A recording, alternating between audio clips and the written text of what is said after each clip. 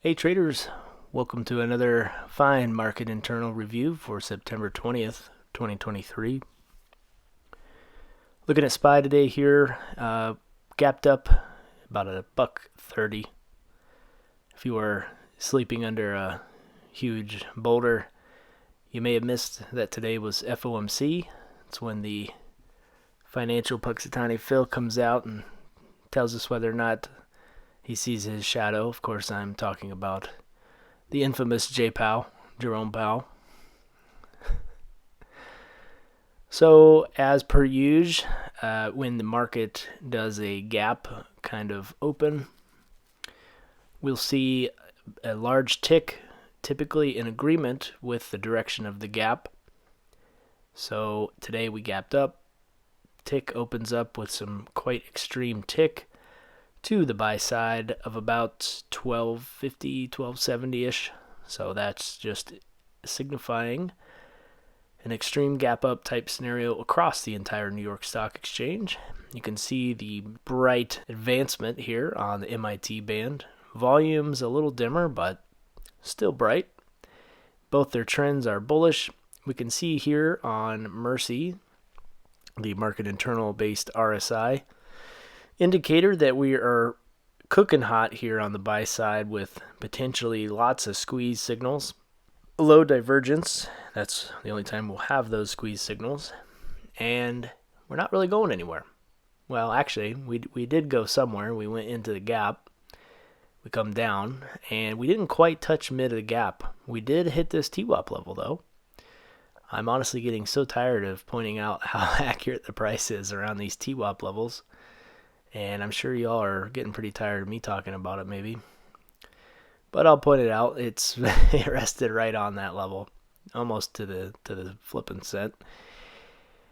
So get these squeezes. We pop back over the range. What happens? Trend is showing us a balance. We get the average closures, of course, is rising with all this extreme gap nonsense, and we trend balance. Predominantly just chopping up and around.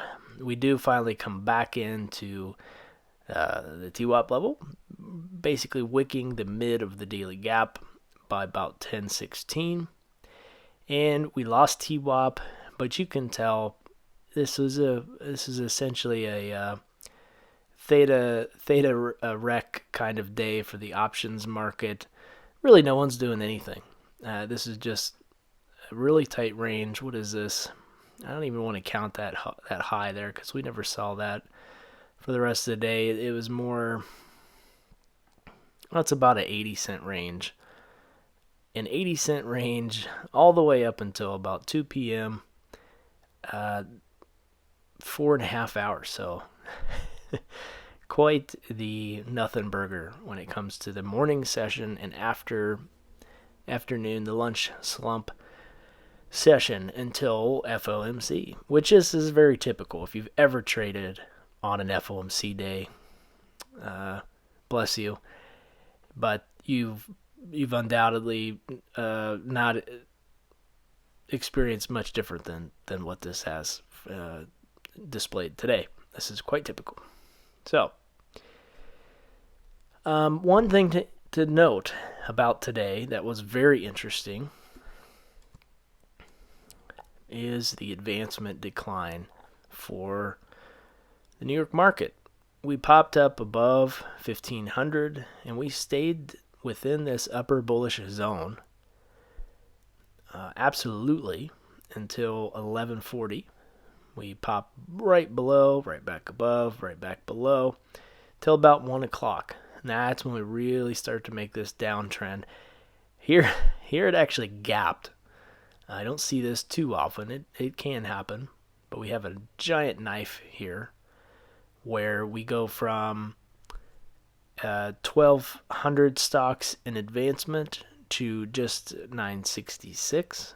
So that's a fair drop there of almost 400 stocks flipping from advancement to decline. Notice, unironically, we're floating right here on this 200 simple moving average, and we finally break it about 246, 244. So we'll go look at that. What happened? Well, that huge knife was, this is outlooks on SPY. We legit wick right here on Tuesday's TWAP price, almost to the cent. I believe it was 2 cents off. It's also mid of the price range yesterday. We waffle right in between these TWAP levels here. We come and test previous day high, current TWAP, some relative highs here before we knife down. So that 244, 246 time right here. Well, let me bring this back here. So 244, roughly when the ad crossed down. What was going on here? Well, we got ourselves a break and retest short entry on TWAP.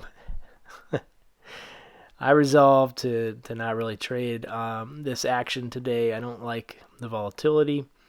But boy, that hit every single TWAP price target today. Almost it was a $4 move. So fantastic opportunity there if you're somebody that's not shy from the volatility. We get that flip on the trends, and we have these extreme bear closures.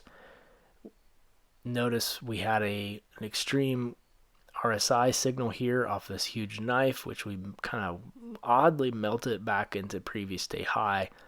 And then we get an early crossover here on Mercy. And yeah, away you go. So from a monthly TWAP standpoint, boy, we really broke through quite a lot today. We rejected August's TWAP price here on SPY of 444 and change. We spent all the rest of the time under TWAP on the session. We lost first standard deviation low on the monthly, and we crushed through all of these monthly TWAP levels. These were essentially session TWAP levels as well, and saying that those aligned so well today, but somewhat not a surprise because yesterday we spent so much time trading within the same structure of the monthly TWAP levels, which I think will just build out similar standard deviation structure for the session as well. So kind of guaranteeing the alignment there at that point. But the accumulation definitely went into decline by actually earlier than the rest of the data that we've already reviewed had kind of revealed for a direction. But definitely there's that 244 time. We see that relief bounce here as we melt back to previous day high. And then right there at 244, we start seeing that decline start to speed back up. And we're beating the average decline, which is what that orange line is down there. So we're in third standard deviation low on the month. We're dragging that sucker down. Although we didn't have any rate hike, I think it's still bearish.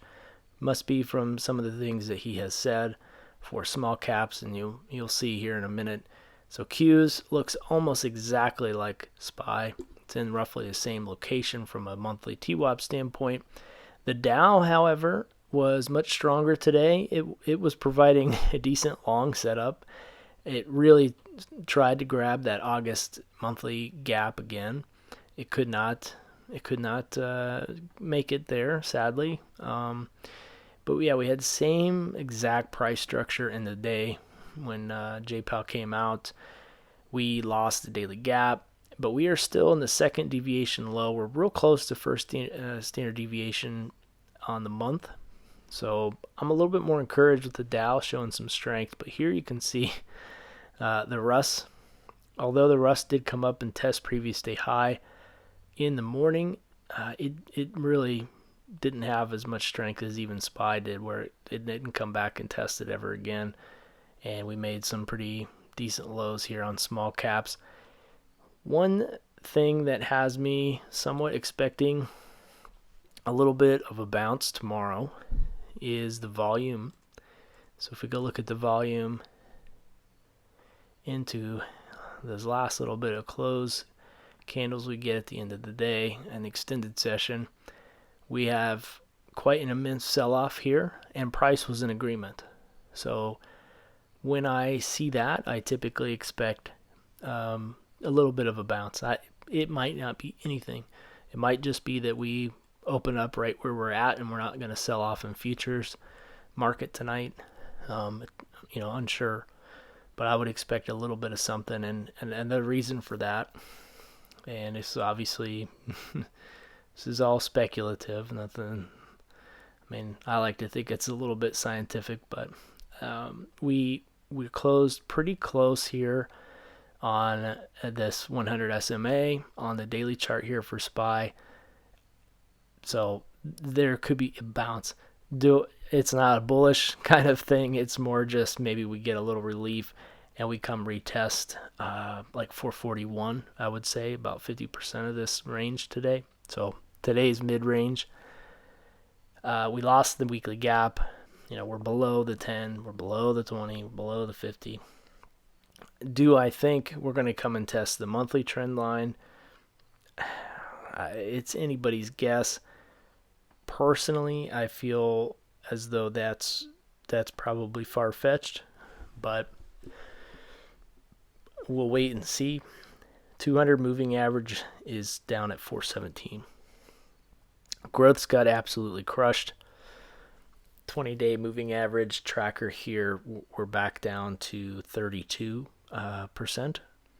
Only 32% of the stocks are at the 20-day. So 20 days is a pretty good trend to keep an eye on. Yeah, that's pretty much it, though, folks. I'm trying to keep these a little quicker. There's really not much else to write home about. We just had a big sell-off here at the end of the day. I hate the word manipulation, but I think there could be a reason for particular market participants to sort themselves out, close hedges, or something else that can cause this movement. But by and large, this reaction overall resulted in, about a $5.50 move on SPY. That's not atypical for days where we have some kind of decent range. So other than that, you can see the ad. We only were down 590 in decline. That's not that much. That's not a bear day. So this was mainly just a reaction to FOMC, and we could honestly just start moving back up at this point. But I don't like to try to project that too much. I just play it day by day. I was trying to look for the last day that we had kind of an extreme sell. So August 15th was an extreme sell. That's probably the most extreme sell we've had. Obviously, we've had down days where we started high and come down. But as far as hitting the bear zone per the advancement decline on New York Stock Exchange, that would have been August 15th. Let's see if I can go find that real quick on SPY. August. No, it's not going to take me there, I guess. I run out of data. Can I get there? There it is. August 15th was a Tuesday. Yeah, so this would be, even this wasn't that much of a sell day. But definitely sell pressure, or however you like to word it. But that day wasn't, that was only a $4 day. So that's smaller than today. So that's what I'm looking for. I'm looking for a little bit of relief bounce. I would recommend keeping an eye on 441. And as far as things like Qs go, and I think Qs is going to be pretty important, I would not want to see Qs start to break below 362. If we start breaking below 362, then we've got we're going to break the third standard deviation low on the month. And then, I don't know, things could really be nasty at that point. We could really let loose. So I would expect to see maybe a little further push down, but then some kind of move back up. But September, I know seasonality-wise, I've seen some seasonality charts. It can be a little rough. by the end of this month, things are not usually up at all. So, all right, hope you found this insightful. Feel free to leave a comment. As always, thanks for watching. Happy trading.